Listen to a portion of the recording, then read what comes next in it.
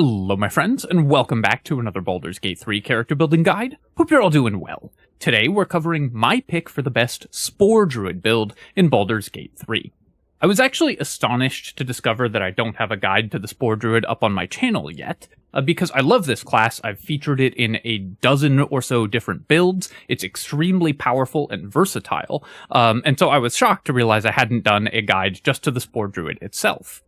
One of the amazing things about the druids in Baldur's Gate 3 is that all of the druid subclasses play out extremely differently, and Spore Druid is perhaps the most unique of all of them. It has extremely unique considerations for how to build the character. It plays out very differently throughout the entire game, with different playstyles at low levels and at high levels, provides incredible damage, control, support, and its own personal army to your party, so can fill basically any role in any party, and brings all of the versatility of a druid, all the power of a damage caster, and all of the melee power of a melee character in a single package. Spore Druid is just, in my opinion, one of the most versatile and strongest classes in the game, so very useful to know how to build them for honor mode, so let's get to it. Before I begin, I do want to take a quick moment to say thank you so much to Super Bartolinio for the 15 shekel donation, Josh Hobbs for the $10, Huptiel for the 25 euros, and Alexander Spragle and Emlaus Bertomp for becoming channel members. Thank you so much, my friends. I really appreciate the support. It really means a lot. Alright, let's get to the build. I'm using Jaheira as the example character here, because of course she is the druid of the party, alongside Halsin, but fun fact about YouTube, videos with Jaheira on the thumbnail tend to do about twice as well in terms of views as videos with Halsin on the thumbnail, so who am I not to give the people what they want, right? If you're building this as a custom character, what race you pick mostly will not matter from a mechanical standpoint.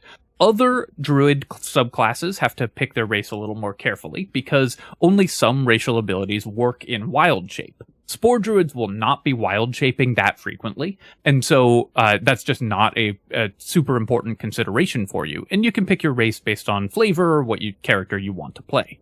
From a mechanical standpoint, the best option is probably Halfling. The ability to reroll ones is invaluable for just about any spellcaster, because it lets you maintain concentration on your spells more often, and also just gives you significantly more success on die rolls over the course of a long honor mode run, so just an incredible ability overall.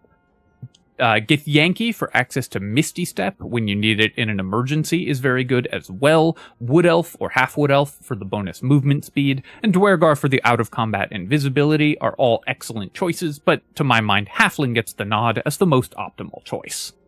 I'm going to be focusing on a monoclass Spore Druid for this guide, but I should mention that if you are multiclassing, many of the best multiclasses are taken as your first level. A level in Fighter or Sorcerer will get you Constitution save proficiency, which makes you better at concentrating on spells, and Spore Druids want to be both concentrating on spells and mixing it up on the front line, so that can be extremely valuable for helping you to maintain concentration on your very important spells.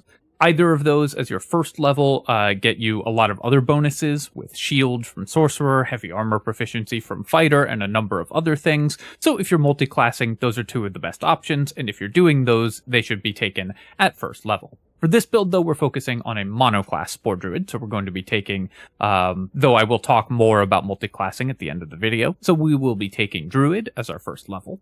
For our ability score selection, Spore Druids want have a really interesting progression through the game. In the early game, you are something of a melee fighter with some spellcasting support, and then in the late game, you turn into more of a pure spellcaster. So we want to take attributes that support us doing melee attacks, powerful melee attacks, in the early game. There are two ways we could set that up. We could either take strength in order to be able to attack with lots of different kinds of weapons, or we could focus on using finesse weapons and take dexterity, which uses our dexterity to attack with. Because a lot of the weapons we'd want to be using anyways are dexterity-based weapons, I'm going to focus on dex for this build. We will also get the option to attack using our wisdom, because we're going to be taking Shillelagh. So that should give us the ton of different weapon options without needing to have high strength. For that reason, we can get away with the greediest possible attribute split in the game, taking 16 in dexterity, 15 in Constitution, which will later bump to a 16 to give us the best possible concentration saves and hit points, and 17 Wisdom. This is the highest we can get, 3 attribute points. Obviously, in the early game, you could take 16, 14, 16, and then put a 12 somewhere if you really care about the +1 bonus to strength or whatever. But we'll be respecking to this later on down the line, so we're just going to go with this attribute split to show the build off. Another thing that's worth mentioning about the Spore Druid is that because we will be making melee attacks, you benefit very strongly from Elixirs of Hill Giant Strength to increase your strength. That way you can have an even better attack bonus in the early game, so you can use strength elixirs in order to boost this 8 up to a 20. Not necessary, but definitely something that you can do. And this is also a great candidate for the Gloves of Dexterity, in which case you would drop your Dexterity to 8, increase your Constitution, and then you could get some extra points into Intelligence or Charisma to make your character the party face, if that's something that you're inclined to do. For our skill selection here, there is only one skill that really matters to druids, since you aren't likely to be doing the dialogue checks for your party or the lockpicking for your party. The only skill that you really need is perception. Perception, of course, is great to have, and especially great on a druid because you're going to be taking high wisdom, so you will be easily able to find a lot of traps.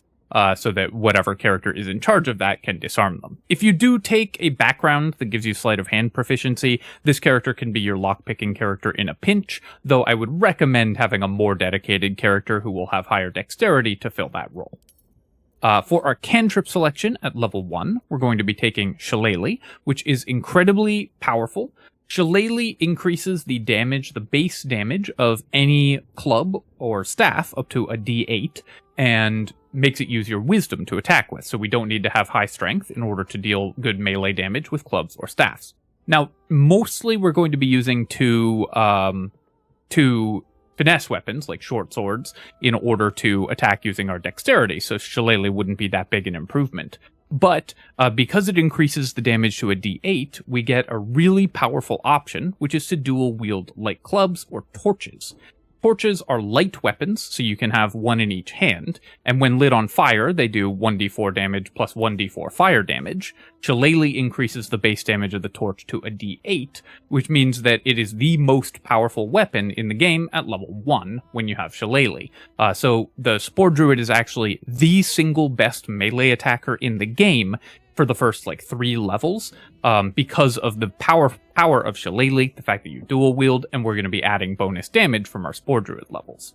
For our second cantrip here, we're going to be taking Guidance. Guidance is just critically important to every playthrough, so I would never leave home without this, though if you have multiple copies of Guidance elsewhere, then you can take Thorn Whip, or Produce Flame to give yourself a ranged option. Spore Druids typically won't need this in the early game. You're just going to be bonking things with a stick with Shillelagh or stabbing them with your daggers. But if you don't have need of Guidance, then you can take one of the ranged cantrips instead in order to get a ranged option. That's all the decisions that we have to make at level 1, so let's move on to level 2.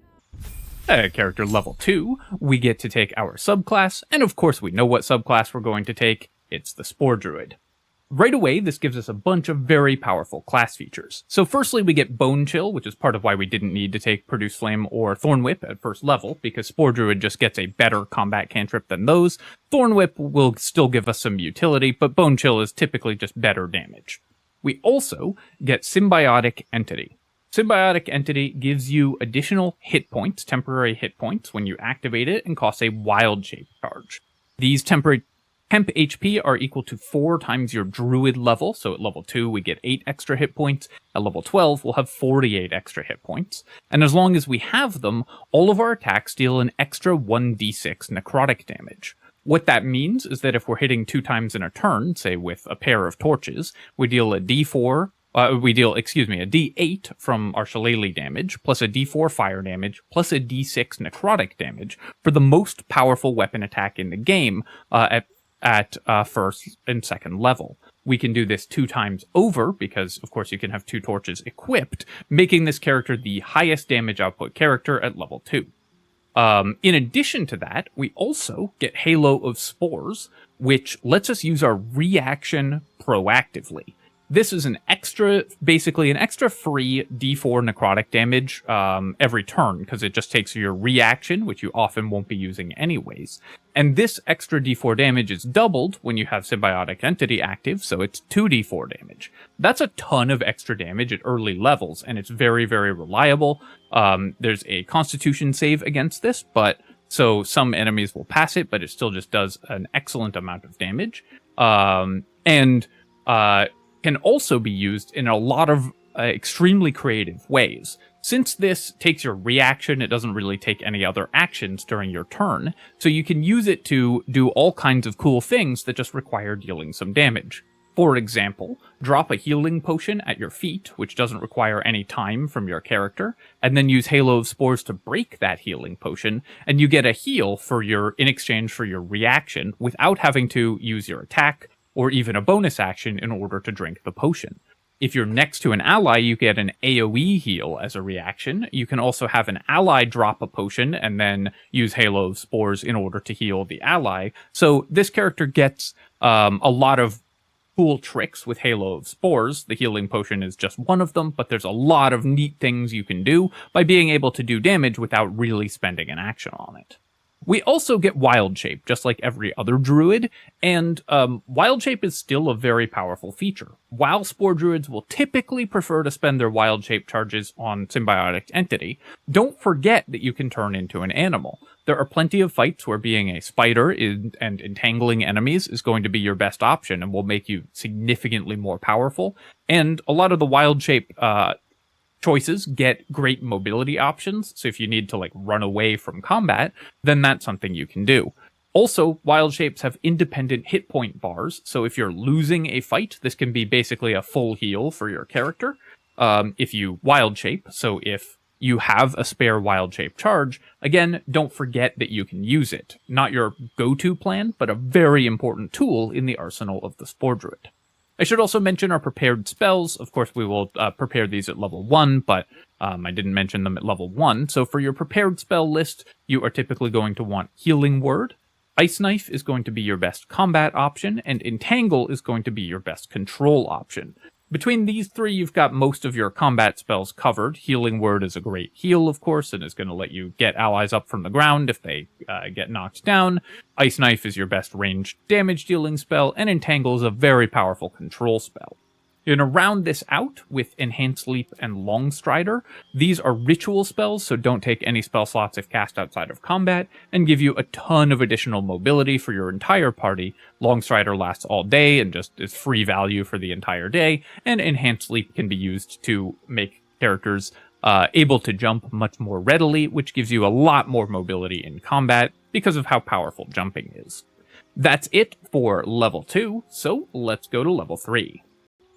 At character level 3, we get access to our second level spells, which include some of the most powerful combat spells in the game. One of the amazing things about druids in general is that while other spellcasters sometimes have kind of dead levels where they're not getting significant increases in their power level, especially spell level 4 or character level 7, druids get excellent spells at every time they get access to new levels of spell, so you're always increasing in power level.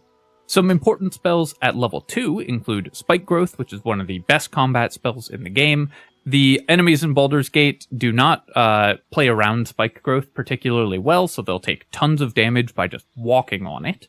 And it also slows melee enemies to a crawl. Moonbeam, which is the best single target damage spell in the game at level 2. It does an average of 11 points of damage per turn, but the first turn you cast it, it sort of double activates because enemies take damage when you cast it on them and then again at the beginning of their turn. So they're taking an average of 22 damage before they get to act, which is the highest single target damage in the game from a spell at level 2. And also, of course, if they're really closely packed together, you can get additional damage on them. Moving it over enemies increases the damage as well. Moonbeam is extremely powerful. If you took a level of Cleric as well, or have a Cleric in your party, Moonbeam does not break Sanctuary, so you can kill a lot of enemies in perfect safety by just dropping the Moonbeam on them while you're sanctuaried, and then you will be able to kill them in a cheesy way without them ever getting to fight back. Additional important spells to spike growth. Flaming Sphere is a very useful summon, so enemies will often attack this instead of the party, so you can use this. And Hold Person will be useful, especially at later levels, and especially if you have really strong melee characters that want critical hits. Though generally in the earlier levels, you want the AoE spells because they're good against the numerous weak enemies that you face very frequently in the early game. Typically for my prepared spells here, I would drop Entangle in exchange for Spike Growth, and then take Moonbeam as another possible concentration damage option, and leave everything else the same. Though, of course, if you aren't using Enhanced Sleep, you may want to swap things out. If you have Long Strider on another character, you may want to swap things out as well. At character level 4, we get our first feat. On Honor mode, I think there's pretty much one feat that I would take above all of the others at this level, and that is Alert. This will give you +8 to your initiative, which is plenty to last you the entire game, and means that you are guaranteed to go first in almost every combat. Going first is critically important on Honor mode. It also means that you are much less likely to ever lose concentration on spells. You'll often see people suggest that you take Resilient for Constitution or Warcaster in order to maintain concentration on spells better. For the most part, Alert is going to do the job of those better by letting you lock down enemies with your concentration spells before they get to act, kill enemies before they can retaliate, and that way you can prevent enemies from ever hitting you, so you'll never have a chance to lose concentration on spells. Alert is just the best feat in Honor mode, and will just make your playthrough vastly smoother. Highly recommend getting it first on almost every character. For our cantrip selection at this level, we're going to pick up Resistance. There's a couple dialogue checks at this point in the game during which you make saving throws, so Resistance can make you succeed on those more readily. You could also, at this point, we probably are not using Shillelagh as much because our melee attacks are now mostly going to be done with finesse weapons. So you could swap out Shillelagh for Thorn Whip in order to have the utility of pulling enemies across your spike growth for a bunch of additional damage. And also just repositioning enemies is always very powerful. So a respec to grab Thorn Whip at this point could be very useful as well. At character level 5, we get 3rd level spells, and again, Druid gets excellent ones. So firstly, because we're a Spore Druid, we just get Animate Dead, always. And Animate Dead is a very powerful day-long buff that increases the power of your party dramatically. Adding an extra zombie or skeleton to your party just gives you a lot of additional action economy. Enemies will attack it. You can use it to block doorways. There's tons of cool stuff that you can do with summons. And so just having extra summons running around makes your party that much more powerful. For our prepared spells at this level, we're going to be adding in Sleet Storm. This is one of the absolute best control spells in the game because it makes a gigantic ice surface. Enemies on an ice surface have to make a dexterity save or fall prone, and prone enemies can't do anything. So Sleet Storm is just going to be constantly knocking enemies over.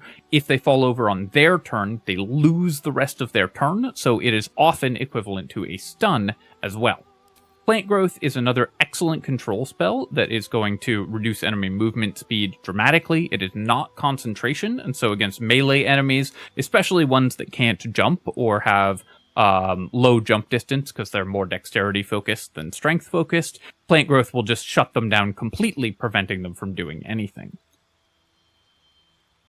Call Lightning is the other notable spell at this level. This gives you a very powerful action every turn to deal damage, but Spore Druids already have a powerful action every turn to deal damage, just attacking an enemy with their weapons. At this level, other melee characters now have extra attacks, so our melee damage has fallen off a bit. But in general, I prefer to concentrate on a control spell rather than a damage spell with my character, and if we really need a damage spell, we've got Moonbeam with that only takes a level 2 spell slot, so typically I'm going to prefer to concentrate on Sleet Storm or Plant Growth other than Call Lightning, but Call Lightning is also a powerful spell, so will definitely come up in some fights.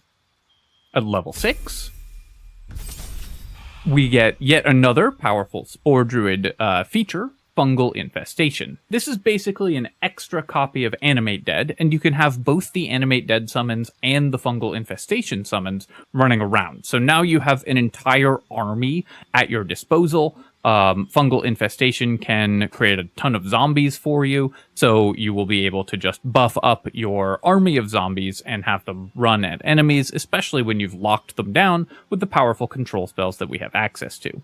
We also get the Panther, which can turn invisible, and the Owlbear, which can jump, so a lot of other mobility and movement options available from our wild shapes. Again, Spore Druids won't usually be wild shaping, but it's great to have access to these options for when they become relevant. At level 7, we get 4th level spell access, which for Druids is one of the best spell levels in the game, which is awesome because almost every other character gets terrible spells at level 4, whereas Druids get some of the best spells at level 4. Druids get, so firstly, as a Spore Druid, we always have access to Confusion, which is a quite powerful control spell. One of the great things about Confusion is that it doesn't hit allies, so if enemies are entangled in combat with all of your allies, or all of your summons, because of course this character has a lot of summons, you can hit enemies with Confusion without harming your party. So it gives you a very powerful control option that can be used no matter the circumstances. Blight is a pretty weak spell overall. It's just a pure damage spell. It's a constitution save, so typically you won't be casting this. Sometimes it can be good, and when you have a spell that's always prepared, it's nice. Even a situational or weak spell can still come up sometimes, so don't forget that you have it, but usually you won't be casting Blight. For our other prepared spells, we get amazing options at this level. So firstly, and most importantly, we get Conjure Woodland Being, which is the best summon spell in the game for its spell slot. This spell is actually, in my opinion, more powerful than some of the 6th level summons, because not only do you get 2 summons for the price of 1, they both come with their own powerful control spells, as well as pretty good damage and pretty good effects. Both of the Dryad and the Woodwode can cast Entangle, so they're going to be able to make the battlefield very hostile to enemies, and they just give you a ton of optionality in combat. Conjure Woodland Being is one of the best tools for Druids. It's not required, but it is incredibly powerful, so highly recommend that you use this one. We also get Wall of Fire, which just outright wins several encounters in the game on its own. Any encounter where enemies are coming towards you through a narrow hallway or a choke point and can just be funneled through the Wall of Fire and continuously taking damage, Wall of Fire will just instantly win that encounter, and so this is a very powerful option to have access to. At this point, Ice Knife is probably not going to be seeing a lot of play, because we just have better uses for our actions than casting Ice Knife. So we can get rid of Ice Knife and add in Ice Storm for an alternative option for our 4th level spells, or Grasping Vine, which is another summon. This was buffed and only costs a bonus action to cast. It's not a super powerful spell, but for just a bonus action, it can be pretty nice. You can use it to pull enemies onto your hazardous fields, like Spike Growth and stuff like that as well. In general, though, I'm going to recommend taking Ice Storm, just because this gives you a pretty powerful AoE burst damage option if that's something that you want. We also, at this level, are rarely going to want to spend our concentration on Moonbeam, so I would recommend swapping that out from your normal prepared spell list, probably for Hold Person, which is just a very good control spell for the fights where it can be used, and which you'll be able to land quite reliably in order to just lock down an enemy and prevent them from doing anything. At character level 8, we get our second feat, and of course we're going to use that feat to even out these odd numbers so they can stop bothering everyone. We'll just bump our Constitution up to 16 and our Wisdom up to 18. This gives us a lot more hit points as well as higher save DCs, so is excellent for this character overall. No other decisions to make at level 8 though, so let's move on to level 9. And at character level 9, we get 5th level spells, which again, for Druids, have a lot of great options. Our Spore Druid spells at this level are kind of lackluster.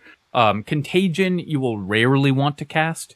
But Cloud Kill does come up in some fights. It is very good damage if you can keep enemies trapped in it. This is another spell that does damage both when you cast it and then again at the beginning of the target's turn. So it's a lot of sustained damage if you can keep them trapped in it. So if you have a lot of lockdown elsewhere in your party, or like a character that has Sentinel, for example, then Cloud Kill can be very useful. But for the most part, you are not going to be using your Spore Druid spells at this level, instead just upcasting lower level spells and spending your 5th level spell slots on Conjure Elemental. Conjure Elemental is another extremely powerful summon, both at 5th and at 6th level. This can be extremely useful. Typically, you're going to want to cast the 6th level Myrmidons with Conjure Elemental, but the 5th level elementals are also very good. For our prepared spells at this level, we are going to be adding in another utility spell. One that I like to have prepped is Freedom of Movement, especially at this point in the game, because it breaks your allies out of stuns, so if things are starting to go really badly, then in an emergency, you can use Freedom of Movement to save your allies, breaking them out of stuns. You won't want to spend this at the beginning of the day, because the bonuses are just not worth a 4th level spell slot as a day-long buff. Though it can be cast by a camp caster if you really want them. But this is such a great panic button to have, because the ability to break an ally out of a stun at a critical moment can really save your bacon if things are starting to go wrong. Then, at character level 10, we get some more awesome features from Spore Druid. So, we get Spreading Spores, and of course this doesn't really tell us what it does, but Spreading Spores is a bonus action that creates a gigantic cloud of poison, dealing damage to every enemy in the area, so it does not hurt allies, it only hurts enemies, and it will do constant damage. A bonus action AoE damage spell is a very powerful tool to have access to, because it doesn't take your concentration. You can also layer it on top of other concentration spells that lock enemies in place. Putting this on top of a sleet storm, for example, will cause enemies to be constantly falling over, constantly taking Spreading Spores damage. You can stack it on top of other powerful area control spells to just do a little bit of extra damage. This just adds a ton of damage overall to what your character is doing every single turn.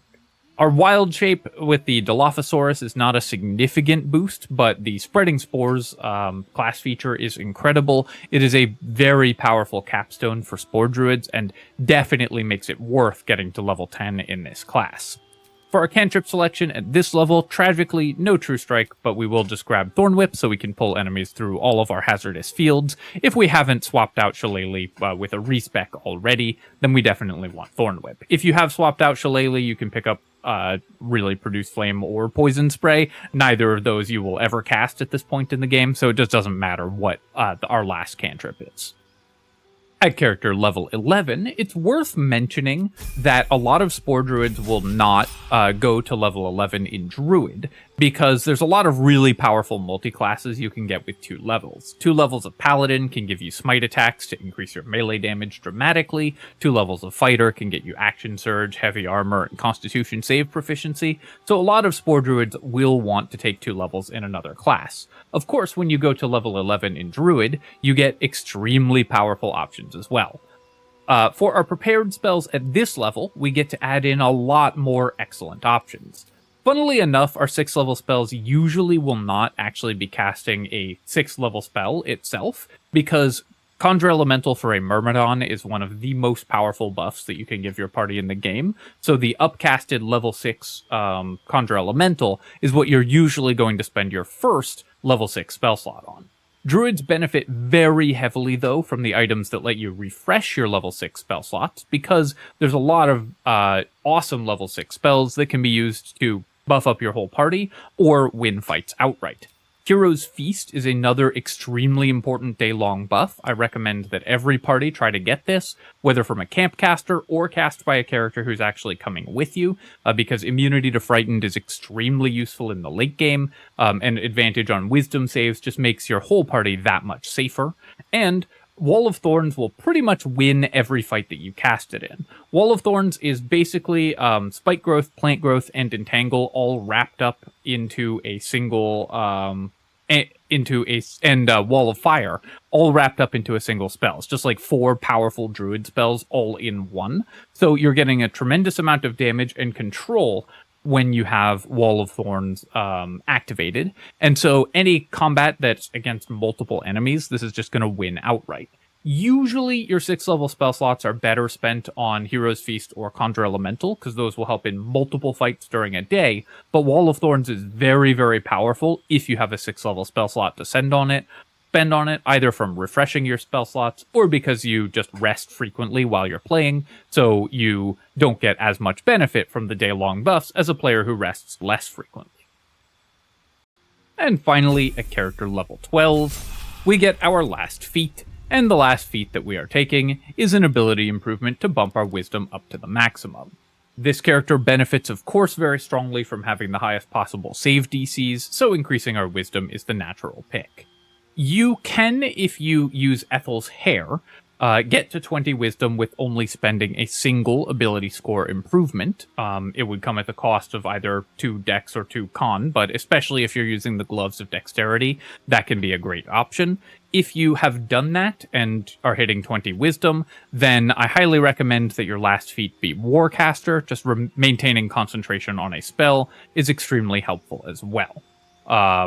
So if you're using Ethel's Hair, Warcaster. If you aren't, just buff your wisdom up to 20, and you are done with your Spore Druid build. Of course, we can improve it even further, though, with weapons, so let's talk about, with items and weapons, so let's talk about those. For items for this character, there's really 2 stages to the items that you're going to be using. In the early game, this character is going to play out as sort of a hybrid melee fighter and spellcaster, and while that will still be true in the later game, you become more and more of a pure spellcaster as the game goes on. In the very early game, the weapons that you want to use are going to rely on Shillelagh plus your symbiotic entity bonus damage in order to do a ton of extra damage with your melee attacks.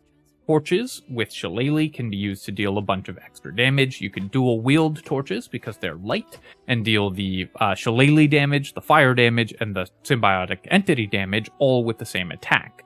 Shillelagh only works on your main hand weapon, so when we cast it here, you can see it only affects the main hand torch. So when casting combat, your offhand torch is still going to miss occasionally. But if you have time before combat starts, you can unequip the torch, equip it in your offhand, and then cast Shillelagh again to get the Shillelagh effect on both weapons. So if you have time to prepare before combat starts, it lasts 10 turns, so you can do this in order to deal the most possible damage with your weapons and have the most accuracy. Not required, but a little bit of micro that you can do for the early game. Later on, just because that becomes a little bit... you get better magical weapons, and that becomes a bit of a hassle. I personally like to just switch to finesse weapons, so we're just looking for any powerful finesse weapon that's a light finesse weapon to dual wield. Things like the Knife of the Undermountain King and the Short Sword of First Blood will give us a bunch of extra damage in the early game, and allow us to make offhand attacks to get more damage out of Symbiotic Entity. We want 2 weapons because we don't have extra attack, but every attack that we make does bonus damage, so Symbiotic Entity is going to get the greatest benefit from having us dual wield. Once we get to the late game, though, our melee weapon attacks are no longer really a priority for this character, so we're going to switch to using a shield and a staff as a caster items. So obviously the best in slot there is going to be Marka Heshkir, but any staff that increases our spell save DC, and then the best shield is of course Ketheric's shield, because save DC is the name of the game, so we're going to end up equipped like this for the end game, once we're no longer relying on our melee weapon attacks. Something else with weapons that's very important for this character is keep 2 hand crossbows equipped. With dual hand crossbows, you always have the option to make a ranged bonus action attack, which does benefit from your symbiotic entity damage. So you are going to be able to do a lot of extra damage as a bonus action at range. Since we have 16 dexterity, these will hit somewhat reliably, and in the early game, this can even be better damage. The Hellfire hand crossbow also gives us a good Scorching Ray spell once per day, that just gives us a bit of extra direct damage, so gives us a bunch of additional options as well.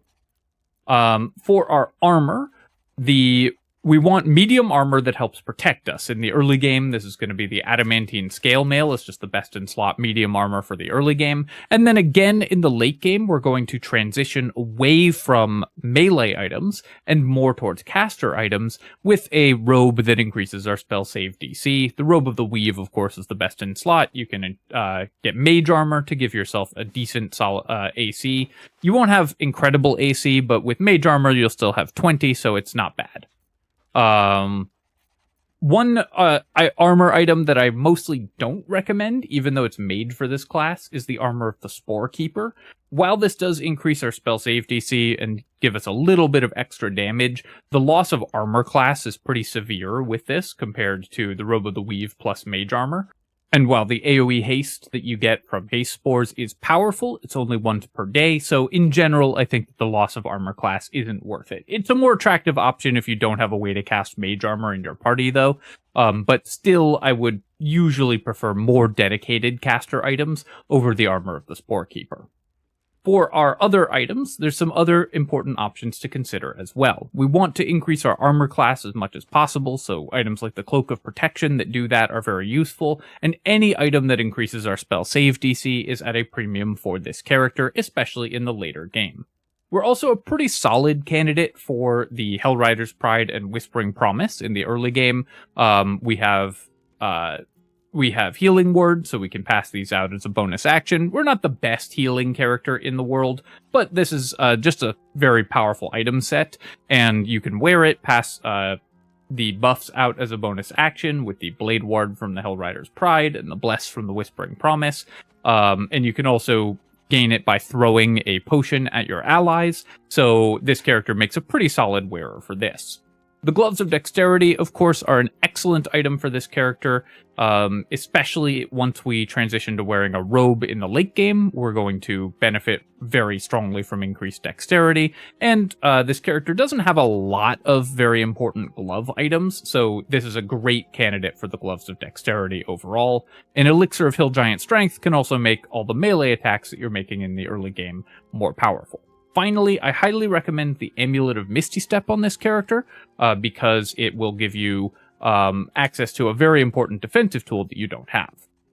For your boots, and this is a really cool trick with this character, the Vital Conduit boots are excellent for Spore Druids, because they give you 8 temporary hit points when you activate a spell that requires concentration.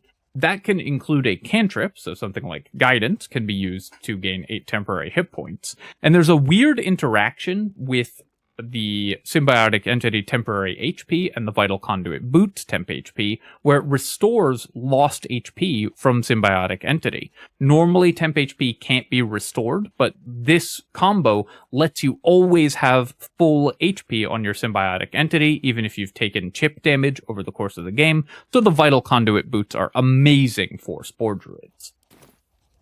Finally, while a Spore Druid is an incredibly powerful character on its own and is absolutely an honor mode worthy character as a monoclass character, there are some very powerful multi-class options that are worth touching on as well. I already mentioned a couple of them. One level of Sorcerer taken as your first level with Spore Druid gets you access to the Shield spell, which is an incredibly potent defensive option, as well as Magic Missile for damage without a saving throw, or a hit chance or a saving throw, which is very powerful.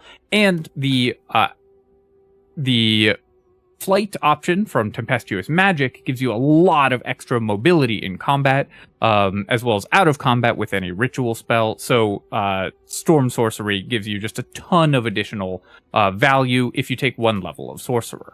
1 or 2 levels of Fighter can get you a fighting style, which can make your early game fighting significantly more powerful as well. With 2-weapon fighting, you add even more damage to your offhand attacks. Or with defense, you can just make yourself a little harder to hit. You also get heavy armor proficiency, and with 2 levels of fighter, you get action surge as well, which lets you double up on spellcasts or melee attacks in a single turn.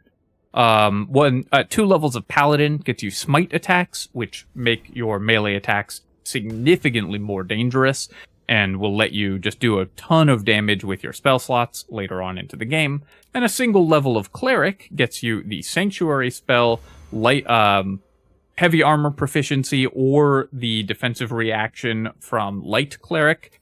Typically, you're going to want to take life cleric, though, for the heavy armor proficiency and bonus healing, as well as excellent spellcasting options because you get Sanctuary, which will allow you to defend yourself very well and your allies, and also you can cast Moonbeam out of it to cheese a lot of encounters. So those are the main multiclassing options that I would suggest. Alright, my friends, I hope that you have enjoyed this look at the Spore Druid. This is a powerful and extremely unique class, giving you a personal army, incredible control spells, and great damage throughout the game, and I hope that it is helpful as you plan your honor mode runs. As always, if you've enjoyed this video, feel free to leave a comment and hit like. Helps me out a ton with the algorithm, so I appreciate you taking the time to do that. And you can subscribe to my channel for more Baldur's Gate 3 build guides and other strategy game analysis. Cheers, my friends, and I will catch you next time.